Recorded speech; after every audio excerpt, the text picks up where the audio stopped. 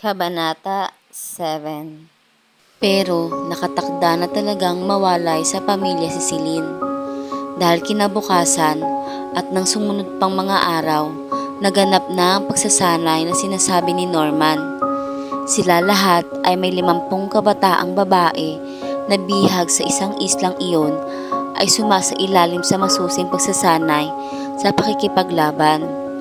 Taekwondo, karate, arnes di mano at lahat ng klase ng man-to-man combat ay pinaranas sa kanila. Kasama na rin doon ang regular na ehersisyo ng katawan upang maging malakas at matibay sa anumang sakit at pakikipaglaban. Maging sa baril, sa paghawak ng punyal, sa lahat ng sandata ay sinapintin nila si nanay, pilit na maging mahusay. 3 taon rin ang magsilbing guro nila. Lahat ng bagay na dapat matutunan sa pag-aaral ay tinuro sa kanila. Mula sa pagsasalita ng diretsong English at iba pang lengguwahe hanggang sa mga gamit ng mabagong teknolohiya gaya ng computer at iba pang pinag-aaralan din nila. Pati na ang tamang paglakad ng isang babae, ang tamang pananamit, ang tamang pagsasalita at higit sa lahat ang paikisalamuha sa ibang tao. At ang hindi sumunod, ang magkamali, ang umayaw, may katapat na parusa. Karamihan sa kanila ay ibinilad sa araw habang nakalubog ang kalahati ng katawan sa tubig dagat. May nakabitin sa itaas ng puno, may nakaluhod sa asin, basta lahat ng parusa ay nararanasan nila. Kadalasan, may nagkakasakit, nilalagnat, ningingiti sa ginaw, tumitirik ang mga mata sa taas ng lagnat at may ilang namamatay dahil sa hindi na nakakayanang pahirap sa katawan.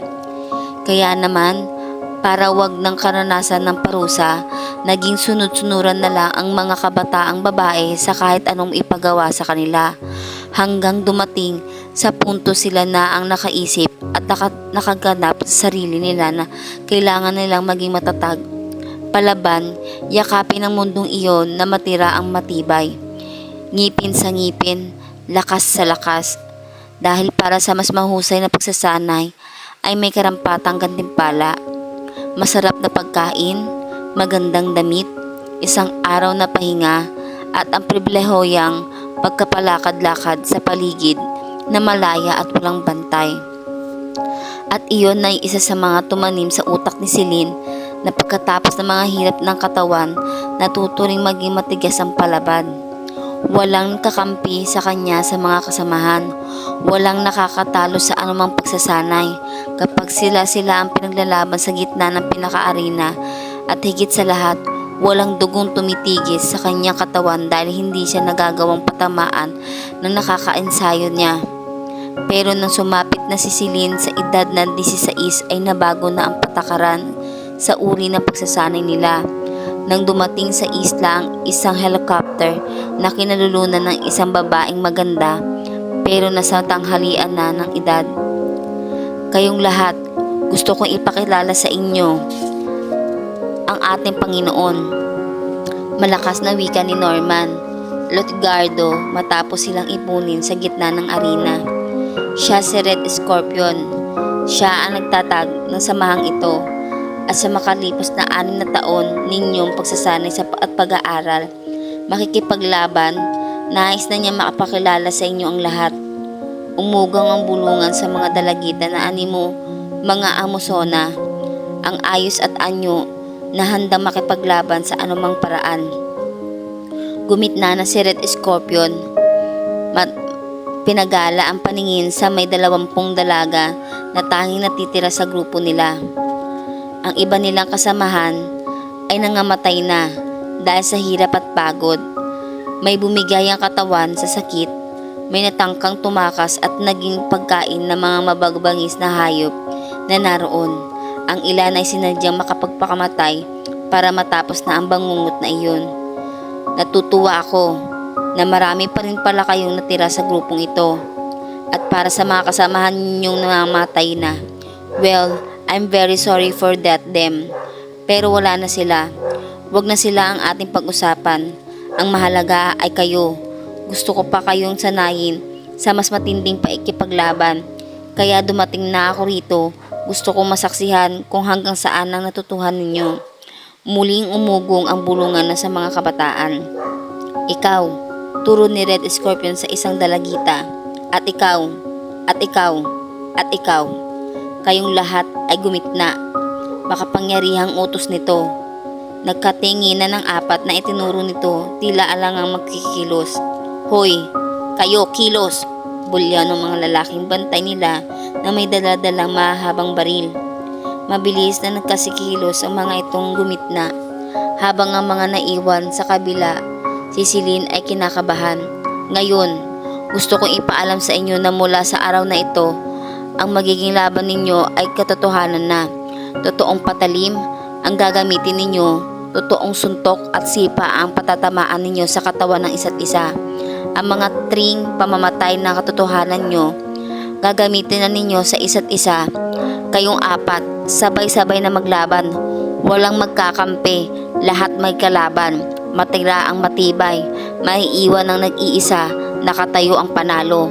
Patay ko patay. Diyos ko, gimbal ni Celine sa naririnig. Maging ang makasama niya ay nagimbal. Anong ibig niyang sabihin? Maglalaban-laban tayo? Magkakaibigan ng ilan sa atin na hindi nakatiis na wika ng isa. Shh! Huwag kang maingay. Baka ikaw ang ituro ng babaeng yan. Saway dito ng isa pa. Nananatilan na nakatigalga si Celine, pati na ang apat na nasa gitna ay hindi makapagpasya kung kikilos na. Ang hindi kumilos, ikinakatayuan, mamamatay. Sabay kalabit ni Red Scorpion sa hawak na baril na nakatuon sa apat. Nagtilian ng mga ito ng pahangin sila ng baril na mahanap pa. Anong maglalaban-laban ba kayo o mamamatay na kayo riyan? Hindi, ayoko mamatay. Isa ang tilang nakabawi sa pagkabigla. Walang babalang sinapak nito ang katabi. Sabay sipa sa isa pa. Ilan sa mga malayo ang dalawa. Ikaw naman, hamon nito na natira pa. Elma, magkaibigan tayo hindi ba? Gulat na wika nito habang nagpapaatras. Narinig mo sinabi niya, hindi ba Loida? Walang kaibigan. Lahat tayo magkakalaban para mabuhay. Sabay sugo nito sa kasama gamit ang pamantay na karate sa leeg. Ah, hindi man lang makailag sa pool ito sa leeg. Nangingisay na bumaksak habang sargo ang dugo sa bibig. Magaling, magaling. Halakhak ni Red Scorpion. Iyan ang sinabi ko sa inyo. Lahat dito walang kaibigan, walang kapatid, walang pusong mamon. Ang mahina ang loob ang unang mamamatay. Ikaw ang tapusin mo na ang dalawang yan. Turo nito sa dalawa pang noon pa lang bumabangon. Masusunod Red Scorpion. Nakangising wika ni Elma. Ginirian ng dalawang kasamahan. Elma, ano ka ba? Magkakasama tayo. Wika ng isa pang umaatras pero hinihanda sa sarili ang pagsugod nito. Bingi ka ba ha, Leila?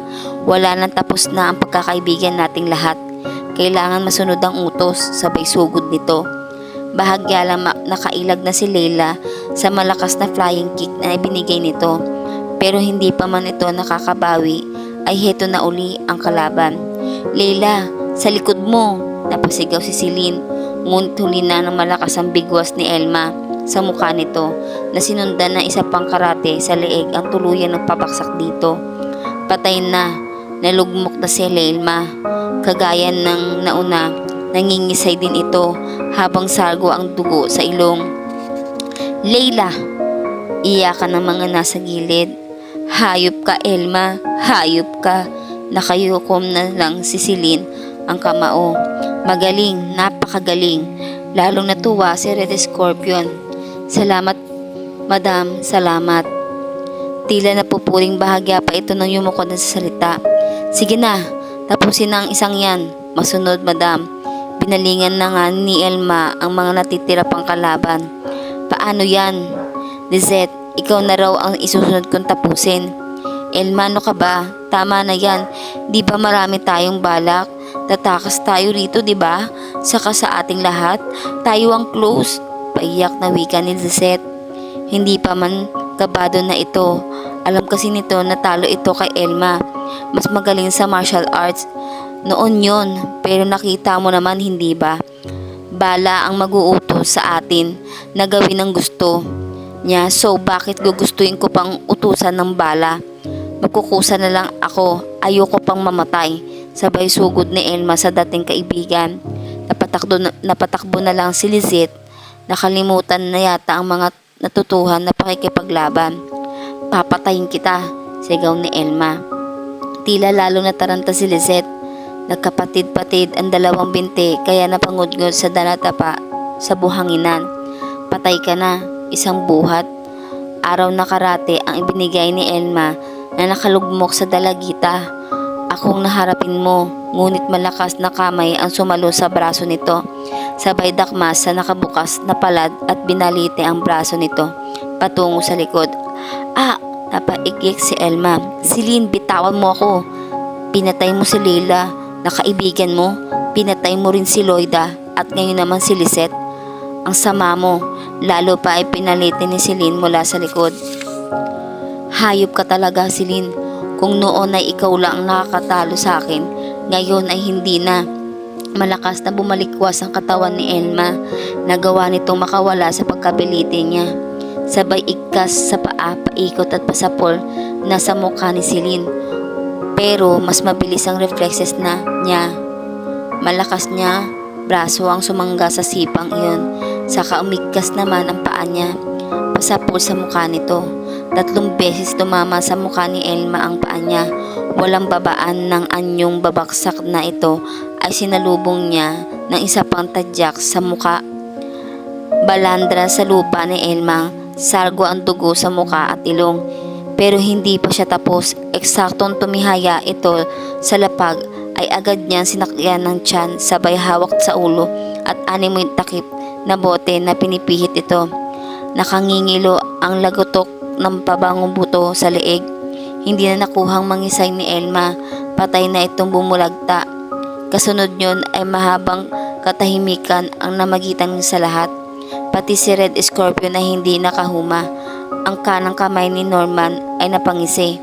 Sa loob ng may 6 na taong pag-iensayo nito sa mga kababatang babae, alam nito na si Celine ang pagmumukod tangi sa lahat pagdating sa pakikipaglaban. Magaling, pinahanga mo ako. Sa wakas ay pumapalakpak na wika ni Red Scorpion. Pero hindi pa ako kontento. Gusto kong makita kung paano ka makikipaglaban ng patayan sa mga kasamahan mo.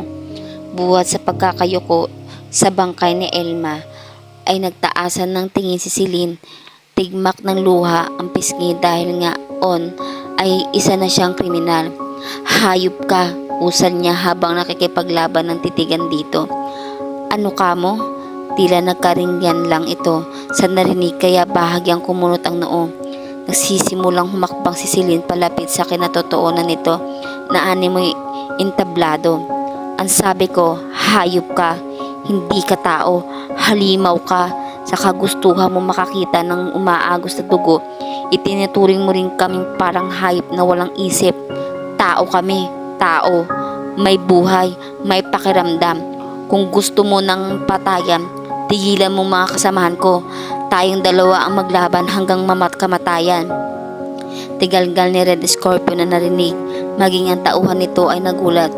Gulat na gulat, pero hindi si Norman. Siya ang kinagkwento ko sa iyo na talagang palaban sa kanilang lahat. And she really good. Huwag mong patulan. Sayang ang asset natin. Yan kung sakali. Pabulong na wika ng lalaki. Matalim ang tingin inihagis ni Red Scorpion kay Norman. At hahayaan ko siyang laitin ako ng ganyan. Bakit? Totoo naman ang sinabi niya. Uhaw na uhaw kang makakita ng umaagos na dugo. Tarantado. Nabiling na bigwas ang mukha ni Norman. Marahang ibinaling nito ang pabalik sa amo ang muka, saka humising habang pinapahid ng likod ng kamay ang dugo sa gilid ng bibig. Pagkuway tila nagkakaloko pang tikman nito ang sariling dugo. Huwag mo ikagalit ang sinabi ko.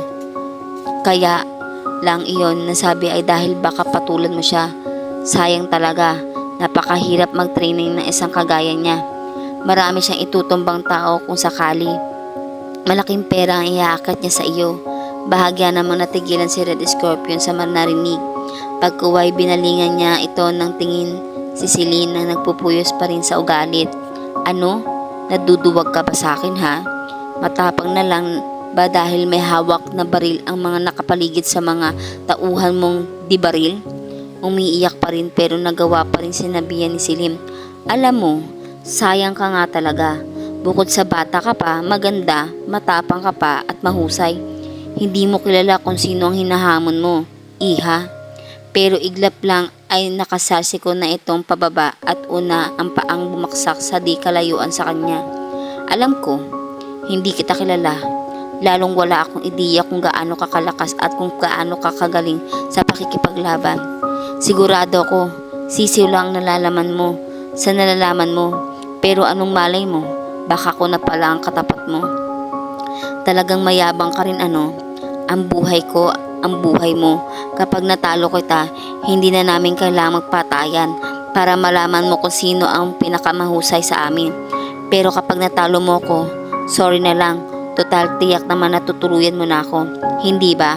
Kaya bahala na ang mga kasamahan ko sa buhay nila kapag patay na ako. Ang mahalaga, hindi ko na iyon makikita.